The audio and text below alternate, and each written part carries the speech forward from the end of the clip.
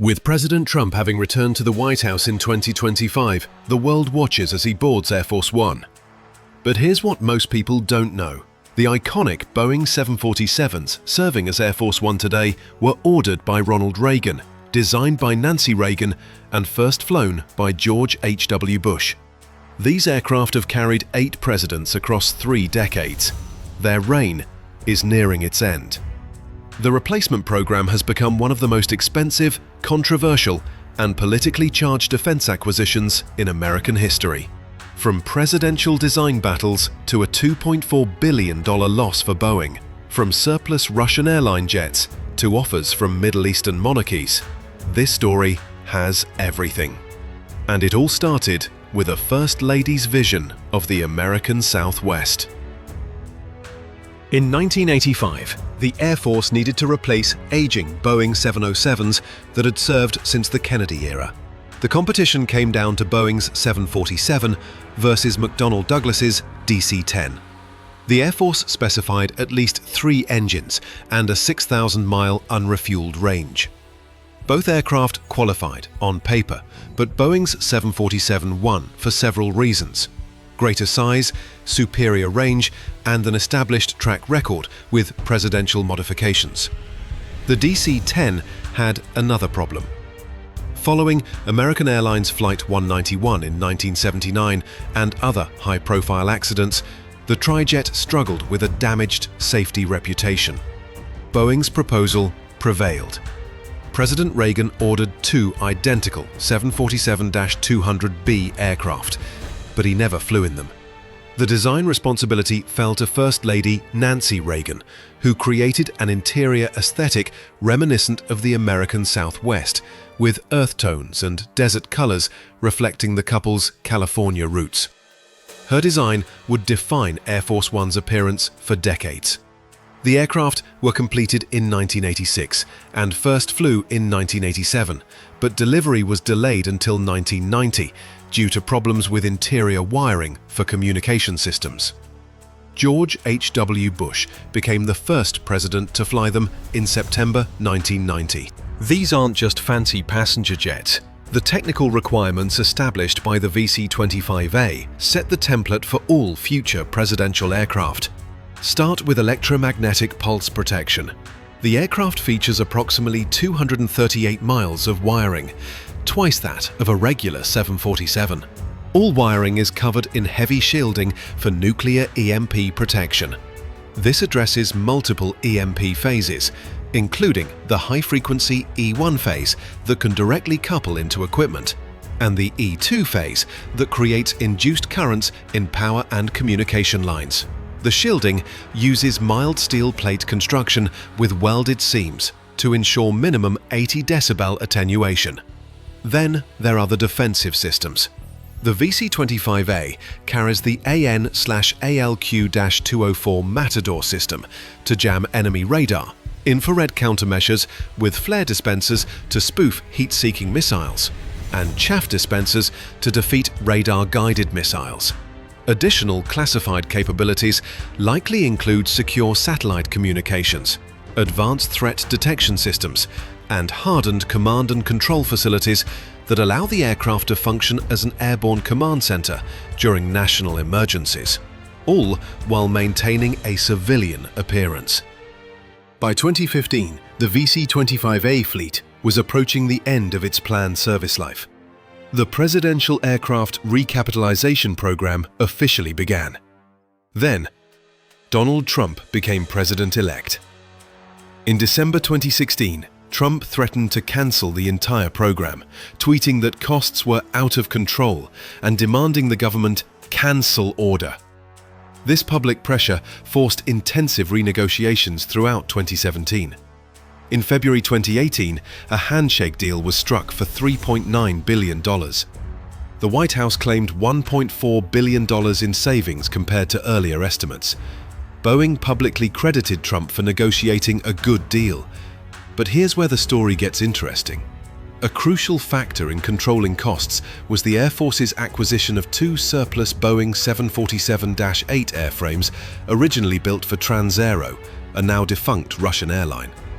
Boeing had maintained ownership of these aircraft throughout their lifespans, ensuring they couldn't have been tampered with by foreign entities. The Air Force negotiated a substantial discount for these airframes, though the exact price was never disclosed. Air Force Secretary Heather Wilson called it a really good deal and a unique opportunity to get a great airplane at a great price for the American taxpayer. From the ashes of a bankrupt Russian airline came the bones of America's next Air Force One. Air Force One's appearance carries profound symbolic weight. The aircraft represents American power and presidential authority on the global stage. This symbolism has made livery a matter of presidential prerogative.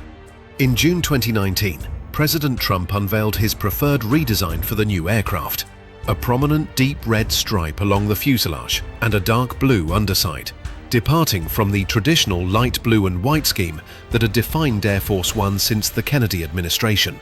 Trump displayed a model in the Oval Office and expressed strong personal investment in the color scheme. But the Air Force rejected Trump's design in 2022. The reason? The dark blue finish posed risks of overheating sensitive electronic systems and would have required additional FAA qualification testing, potentially delaying the program by years and adding substantial costs. When the Biden administration took office, they reversed Trump's color scheme in March 2023, opting for a contemporary iteration of the traditional design. The new livery maintains the classic blue and white appearance, but features a slightly darker shade of blue around the aircraft's nose and engines compared to the existing robin's egg blue. This decision reflected both practical engineering considerations and symbolic messaging about continuity with established presidential traditions. The VC-25B program has become a cautionary tale about fixed-price defense contracting. Boeing has absorbed over $2.4 billion in losses on the program, a 61.5% cost overrun on the original $3.9 billion contract. These losses stem from engineering inefficiencies, supply chain disruptions, workforce challenges, and the complexity of converting commercial aircraft to meet presidential requirements. The bankruptcy of primary interior supplier GDC Technics in 2021 created additional delays and costs as Boeing scrambled to find replacement suppliers. The VC-25B represents just one of Boeing's troubled fixed-price defense contracts. The company has lost over $13.5 billion across 5 major programs: the KC-46A tanker, the VC-25B Air Force One, the T-7A Red Hawk, Starliner, and the MQ-25 Stingray. Former Boeing CEO Dave Calhoun acknowledged that signing the Air Force One contract was a mistake, calling it a very unique moment, a very unique negotiation, a very unique set of risks that Boeing probably shouldn't have taken. The VC-25B experience highlights tensions in defense contracting between cost control and realistic risk allocation. While fixed-price contracts transfer financial risk to contractors, they can create perverse incentives for underbidding and may result in higher total program costs when contractors struggle to deliver. The delays in VC-25B delivery have prompted consideration of interim solutions. In 2025, Qatar offered to provide a Boeing 747-8 aircraft valued at approximately $400 million as a temporary Air Force One. The aircraft would be transferred to the US Air Force, modified to meet basic presidential requirements, and later donated to the Trump Presidential Library. Trump characterized this as a government-to-government transaction that would save American taxpayers money, arguing that only a fool would not accept this gift on behalf of our country. The arrangement has drawn criticism from both Democrats and Republicans concerned about potential influence peddling and security risks. The Constitution's Emoluments Clause prohibits government officials from accepting gifts from foreign governments without congressional approval. Critics question whether accepting such a substantial gift creates inappropriate foreign influence over American executive transport. Security concerns center on the potential for foreign surveillance or compromise of aircraft systems. Looking beyond the current crisis, questions arise about the future of presidential aviation. Modern twin-engine aircraft like the Boeing 777 offer improved fuel efficiency and potentially lower operating costs, but would require reassessment of presidential mission requirements and risk tolerance. Emerging supersonic aircraft technology, including the Boom Overture scheduled for 2029, offers potential for dramatically reduced flight times with its Mach 1.7 cruise speed. From Nancy Reagan's Southwest-inspired interior to Trump's rejected red, white and blue livery.